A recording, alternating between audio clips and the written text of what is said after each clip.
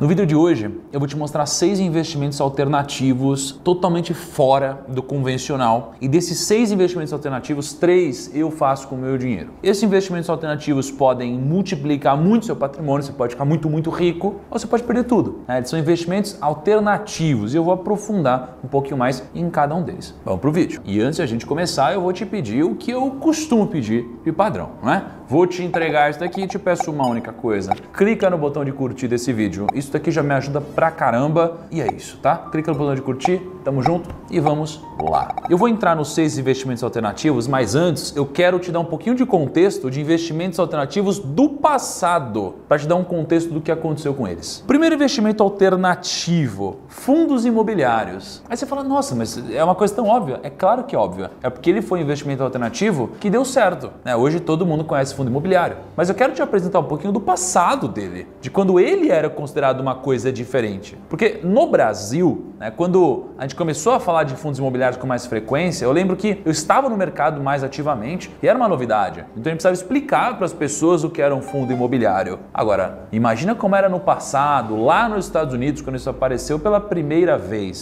Porque pensa, na antiguidade, a gente tinha os nômades. Os nômades, eles ficavam em um lugar um pouquinho e depois migravam para outro lugar. Então eles não valorizavam a propriedade igual a gente valoriza. Quando a gente deixou de ser nômade, começou a fincar, né, a nossa localização, né, e começaram a ter os reinos, os reis e rainhas, as propriedades, né, o direito à propriedade. Isso daqui começou a valorizar, de certa forma, né, o mercado imobiliário. Até que evoluímos muito, chegamos nos fundos imobiliários. E ninguém acreditava muito nos REITs, né, nos Real Estate Investment Trusts, que seria o equivalente aos fundos imobiliários de hoje. Mas quando você olha para os preços médios de casas nos Estados Unidos, olha como o preço se valorizou. Ele cresceu bastante. Só que não foi só a tecnologia que evoluiu, as formas de investir foram evoluindo, as formas de se expor a isso foram evoluindo. Uma coisa era comprar casa, terreno, propriedade. Outra coisa é você investir em REITs, que era uma modalidade próxima dos FIIs. E os REITs eles foram estabelecidos pelo Congresso em 1960 para dar para os investidores, especialmente para os pequenos investidores, uma forma de se expor a propriedades ou a muitas propriedades com um valor menor. O que na época era um investimento alternativo, com o tempo foi sendo considerado uma coisa normal, uma coisa padrão. Você tem notícia aqui na Forbes, ó, Data proves REITs are better, ou seja, o dado mostra que investir em REITs é melhor do que investir em real estate diretamente, né, em propriedade diretamente. Então se a gente olha desde 77, os REITs renderam 12% ao ano, enquanto o S&P, que rendeu bastante, rendeu 10% ao ano. Então esse é um exemplo de um investimento alternativo que deu certo. Então, antes de eu entrar nos 6 atuais, eu estou te dando alguns exemplos. Um que deu certo, é um investimento em propriedades, especialmente em REITs. Agora, eu vou te dar um outro exemplo, a loteria. Olha só, a loteria é um investimento alternativo, isso é muito bizarro, né? Que todo mundo conhece hoje, é Mega Sena, é sei lá o quê. Mas no passado, isso daqui tinha uma conotação um pouquinho diferente. A gente tem registro no Brasil de loterias desde a época do Império. Mas apenas no século XX é que as regras de apostas, elas foram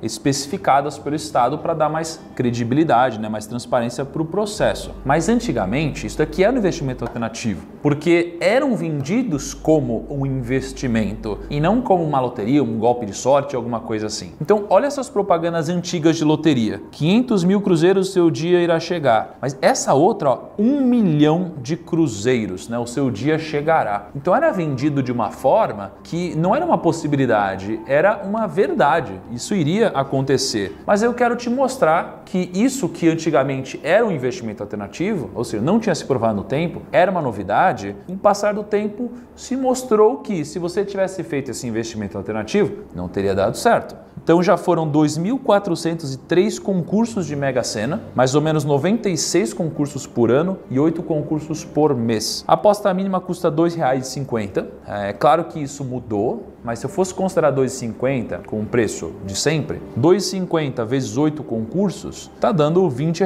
aportados ao longo de 300 meses. Isso daqui, se você só fosse juntar, teria dado R$ 6 mil. Se você fosse investir a 5% ao ano, teria dado R$ 11.714. Se você investisse a 10% ao ano, teria dado R$ 24.665. Ou seja, quando existe algo novo, que a gente chama de investimento alternativo, a gente nunca sabe qual é o futuro disso. Pode dar certo, igual aconteceu com os REITs ou com os fundos imobiliários, ou pode dar errado, como aconteceu com a loteria. Mas depois que acontece, fica muito óbvio. Você olha hoje para a loteria e você acha até banal esse tipo de coisa. Mas quando apareceu pela primeira vez, você tinha dúvida, né? E isso é uma característica comum, tá? Então eu te dei 2 exemplos, certo e errado, e vou entrar em 6 alternativos para agora. O primeiro investimento que está mais hypado, né, com mais hype aqui, é o investimento em metais. E aí, em metais, a gente tem 3 tipos de metais, tá? 2 óbvios e um não tão óbvio assim. O primeiro deles, ouro. E quando a gente fala de ouro, a gente sempre lembra um pouco dos judeus, porque os judeus eles sempre foram expulsos de tempos em tempos, de locais em locais, então eles não podiam comprar propriedades ou pegar coisas muito pesadas de serem carregadas. Então eles pegavam coisas pequenas de muito valor. O ouro era uma dessas coisas, então eles andavam com muito ouro. Por isso que até hoje o judeu ele tem muito relacionamento com ouro. E quando a gente fala de ouro, olha só, o ouro pode ser convertido na moeda local em qualquer lugar do mundo. Você vai para um lugar que tem moeda forte, um lugar que tem moeda fraca, todos convertem o ouro. Então o ouro tem esse valor. O ouro é escasso, só tem 2 piscinas olímpicas no mundo. Se a gente fosse pegar todo o ouro e jogar lá dentro, só daria 2 piscinas olímpicas no mundo e o ouro cresce a 0,5% ao ano. É muito pouco.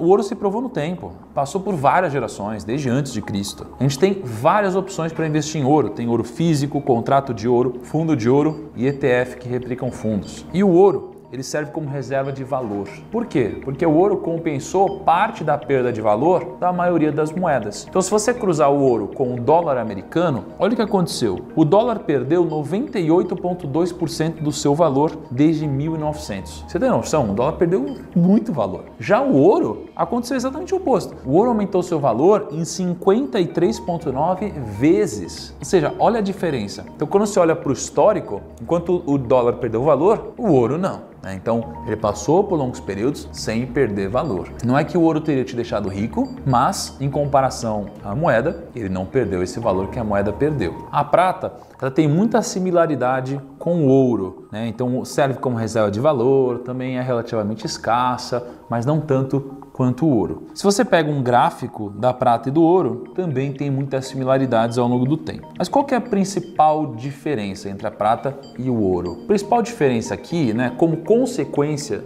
da diferença, é o preço. O preço da prata geralmente é de 60 a 75 vezes menor do que o ouro. E por outro lado, o ouro é muito mais escasso do que a prata. O processo para você encontrar ouro é muito mais difícil. E por outro lado, o ouro acaba tendo mais liquidez, porque ele é mais desejado, né? Então ele tem muito mais liquidez. Então, por característica, quando a gente olha para crises, o ouro responde muito mais rápido, porque é para onde as pessoas, os institucionais, eles correm durante uma crise. Geralmente, quando o preço cai do mercado, o ouro sobe. E a prata é o segundo ativo a se mover. Então, geralmente, move o preço do ouro fica muito caro e aí eles vão para a prata. Geralmente acontece isso ao longo do tempo. Mas o terceiro metal, que é muito famoso, digamos assim, tá numa hype absurda, é o urânio. Talvez venha na sua mente coisas do espaço, coisas muito diferentes assim. O urânio, ele é um metal. E olha esse tipo de notícia que a gente vê aqui, ó. Investir em urânio pode até triplicar seu patrimônio, diz analista que vê metal como commodity do futuro. E é muito importante você tomar cuidado com esse tipo de notícia. Quando a gente tem investimentos alternativos, sempre tem 2 lados. Tem gente acreditando que você vai ficar ultra bilionário e tem gente achando que isso aqui não vai dar certo. E urânio, a gente não sabe também qual é o futuro dele. Só que qual que é o ponto do urânio? Em 2011, a gente teve o início de um bear market. Bear market é um mercado de queda, é o urso que ataca de cima para baixo. E o preço do urânio começou a cair depois do acidente de Fukushima. E aí durou até 2017. Por que que isso aconteceu? Por que que o mercado caiu? Porque tinha uma empresa chamada Cameco, que é a maior empresa de urânio de capital aberto do mundo. Ela é responsável por 18% de toda a produção de urânio no mundo. E ela anunciou que suspenderia toda a produção de urânio na maior mina do mundo, que é a McArthur River, no Canadá. Então as pessoas começaram a acreditar, né, numa derrocada do urânio. As pessoas sabem o que é o ouro e a prata, mas talvez elas não saibam o que é o urânio. Mas o urânio teve a melhor rentabilidade dos metais em 2020. E aí as pessoas começaram a dar muito mais atenção para o urânio. Sabe como é, né? Quando o preço sobe, as pessoas ficam mais confiantes, só porque o preço subiu. No mercado financeiro é tudo invertido. E aí começaram a aparecer vários especialistas, muitas pessoas dizendo, inclusive, que a tecnologia nunca esteve tão desenvolvida em relação ao urânio. No passado, quando tinha energia nuclear, a gente tinha medo disso. Energia nuclear, meu Deus, olha o que pode acontecer, a gente tem catástrofes que já aconteceram na nossa história. Só que hoje, o governo, os grandes players, eles defendem exatamente o contrário, né? Que tem um baixo custo de manutenção, a produtividade é incrível quando a gente trabalha com esse metal. Então, os pontos positivos têm sido muito ressaltados. Tanto é que o urânio representa 10% da energia do mundo hoje. Então, olha como isso daqui é uma coisa relevante. E tem nomes muito famosos olhando para isso. O Bill Gates, ele olha para o urânio. Elon Musk olha para o urânio com bons olhos. E aí, a gente trouxe um gráfico aqui do urânio, né, desde 1998. O urânio ele subiu muito violentamente ali dos $10 para os seus quase $140. Então, foi no momento que todo mundo especulou que o urânio seria uma nova fonte de energia no mundo. E depois, no momento 2, a bolha estourou e o urânio foi reajustado, né, próximo para o que era o seu custo de produção, né? Porque diminui abaixo do custo de produção, você impossibilita que seja produzida alguma coisa. Então, é quase como se esse daqui fosse o piso do urânio, então ele ficou muito barato. Depois, no momento 3, o preço subiu com a expectativa da China, porque a China disse que investiria pesado em usinas nucleares. E aí, no momento 4, o urânio começou a cair de novo, porque a Alemanha decidiu abandonar os projetos de energia nuclear. Até que no momento 5, muita incerteza sobre o futuro do urânio, muita gente desacreditada, com dúvida do que iria acontecer, e aí o preço caiu para um dos menores patamares dos últimos 10 anos. Então, esse foi o primeiro investimento alternativo, metais. Me comenta aí, você acha que faz sentido ter metais, ter ouro, prata, urânio no seu portfólio de investimento em investimentos alternativos? Deixa aqui nos comentários. E vamos para o segundo investimento alternativo. O segundo é a criptomoeda. E quando a gente fala de criptomoeda, já não é mais uma novidade para as pessoas. Todo mundo já ouviu falar em criptomoeda. O que as pessoas não sabem é como ela funciona, se ela vai dar certo. Tem gente que já disse que ela deu certo, tem gente dizendo que vai valer zero. Então não existe ainda um consenso como o ouro, que tem um valor e pronto. Thiago, mas se é negociado tem valor? Tem, para alguns, para outros nem tanto. Não é uma coisa ainda aceita em qualquer lugar do planeta. Então você tem prós e tem contras. Eu sou um defensor das criptomoedas, mas tenho a consciência e humildade de que pode acontecer qualquer coisa no futuro. Então quando você pega as principais criptos, ó, Bitcoin, ela atingiu um valor de $1 trilhão. Ela foi lançada em 2009. Olha como é recente, 11 anos, 12 anos. Ethereum, $250 bilhões, foi lançado em 2014. Binance Coin, $77 bilhões. Ripple, $61 bilhões. Dogecoin, $51 bilhões. Então, olha só, quando a gente pega a Dogecoin, por exemplo, é uma moeda que foi criada em 2013, hoje vale mais do que o real, e a ideia era muito simples, era criar um sistema de pagamento instantâneo, livre de taxas e que fosse divertida. E aí virou um meme, o Elon Musk começou a postar, um monte de gente começou a se aventurar, o preço subiu pra caramba, e hoje a gente tem 3 tipos de pessoas. Você tem os gananciosos, que querem ganhar dinheiro da noite para o dia, você tem as pessoas que estão entrando na brincadeira e você tem as pessoas que estão se expondo de forma convexa. Qual que é o lado positivo, então? As criptomoedas são acessíveis a qualquer pessoa, elas são digitais, é uma tendência secular, a tendência digital, elas são seguras, aquelas que estão dentro do sistema de blockchain. Você tem várias formas de exposição, pode ser ETF, pode ser fundo de cripto, corretora, pode ser direto, tem várias formas, é escasso. Aqui depende um pouco da criptomoeda, né? Mas o Bitcoin, por exemplo, é escasso, então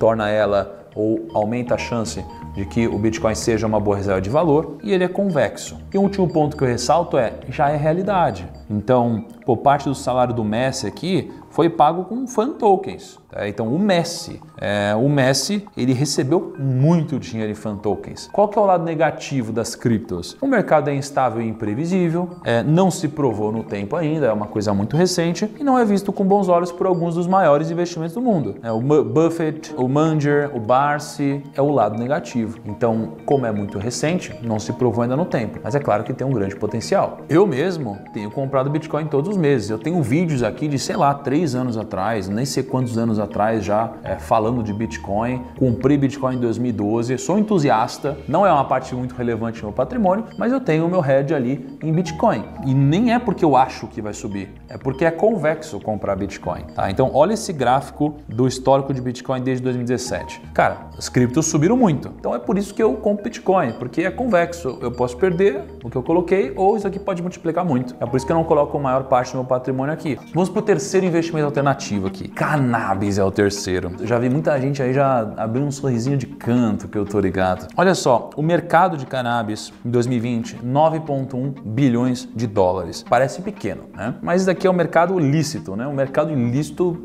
nem tem ideia de qual é o tamanho disso, tá? Mas a expectativa de crescimento desse mercado, o mercado de cannabis, de 2021 a 2028 é de 26,7%. Um crescimento bem expressivo, bem acima da média de qualquer índice, né? E aí tem várias notícias, tem várias coisas interessantes que aparecem sobre o como a cannabis pode ajudar em tratamentos, né? Então tem aqui, ó, em câncer, dores crônicas, transtornos mentais, outros tipos de dores, enfim. Ou seja, existe esse lado medicinal que, cara, que traz muito valor em termos práticos, tá? Existe outro lado, que é o uso recreativo, que aí tem aquele eterno debate, né? Legaliza, não legaliza, sei lá o quê, mas é um investimento alternativo e já tem formas de se expor a isso daqui. A gente ainda tem poucas formas de se expor no Brasil, mas tem. Então a gente tem ETFs e tem alguns fundos americanos e alguns fundos brasileiros que replicam o desempenho de alguns dos índices no exterior. Por exemplo, o Trend Cannabis FIN, ele é um fundo lançado pela XP com aplicação de R$100. Então esse fundo é um fundo passivo que acompanha a variação de um outro fundo,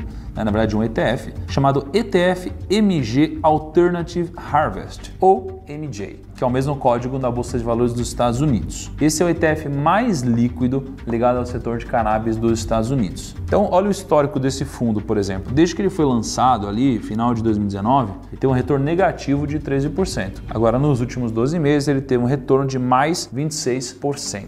Na máxima histórica dele, ele tinha dado 155% de retorno. Olha que interessante. E informação curiosa para alguns de vocês aqui. Curiosidade. Quanto você teria investido em um fundo de cannabis ao invés de consumir para uso recreativo no último ano? Essa é uma boa reflexão, hein? Faça suas contas aí. Aliás, suas não, de um amigo, né? Geralmente de um amigo. Olha só, nas contas que chegamos em pesquisas feitas com muita acurácia, a pessoa gasta uns R$500 por mês, tá? Claro que pode variar pra caramba, nem sei qual é um dado oficial disso daqui. Eu coloquei R$500. Se você gastasse R$500 e você deixasse de usar recreativamente isso, no final de 12 meses, você teria R$6.000, tá? Se você tivesse investido esses R$6.000 no fundo de cannabis, é aquela história, né? Compra iPhone, compra ações da Apple, né? Aquela coisa. Se você tivesse investido num fundo de cannabis que se beneficia, né, da venda de cannabis para os outros, você teria ganho de lucro R$592. Você tira aqui taxa de administração, taxa não sei o que lá, você teria então R$6.510,12. E aí, vale a pena ter esse investimento alternativo na sua carteira, no seu portfólio? Deixa aqui nos comentários. Que horas são aí, Dani? 4h20? Tá. Quarto investimento alternativo aqui. Startups. Cara, startup é uma coisa nova, tá? E como qualquer coisa nova, tem prós e contras, tá? E eu queria trazer os dois lados da moeda aqui. Primeiro, o que eu aprendi, sempre me questionei se eu investir numa grande empresa, qual é a chance de jogar muito dinheiro? Pensa na Apple. A Apple, ela tem um valor de mercado de uns 13 trilhões de reais. É trilhões, você tem noção disso? Qual é a chance da Apple multiplicar por 10? Ou melhor, multiplicar por 100? Cara, se ela multiplicar por 100, quanto que dá isso aqui? 1,3 quadrilhão. Qual é a chance? Nem cabe, não vai caber. Quando não cabe na HP, porque não existe. Imagina uma empresa que vale tudo isso. Qual que é o tamanho do market share que ela vai ter que ganhar? Ela vai ter que criar muito mercado, né? Então é muito difícil isso acontecer. Agora, quando eu invisto numa empresa menor, eu tenho a chance disso acontecer. Uma empresa que vale R$100.000, ela pode valer 1 milhão, ela pode valer 10 milhões. É muito mais fácil. Qual que é o ponto? O ponto é, ela também pode quebrar muito mais facilmente do que uma Apple. Então, o lado bom é que pode crescer muito mais, o lado ruim é que a chance é maior de que ela dê errado, porque ela é menos sólida do que uma Apple. Alguns cases.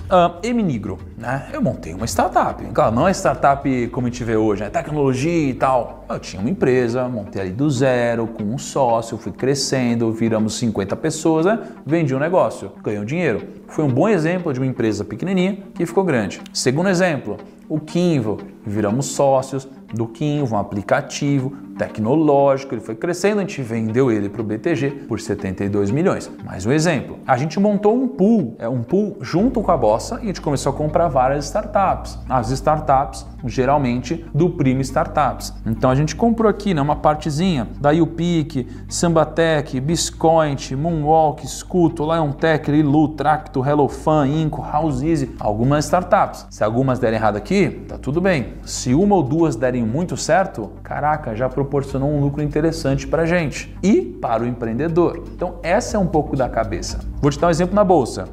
Ações do Banco Inter renderam mais de 2.000% para mim. Significa que 100 mil reais virariam 2 milhões de reais. Por outro lado, uma empresa que também era pequena, a Peman Paranapanema, ela caiu 50%. Então 100 mil reais teriam virado 50 mil reais. Se eu tivesse investido 200 mil reais nisso daqui, eu teria uns 2 milhões de reais.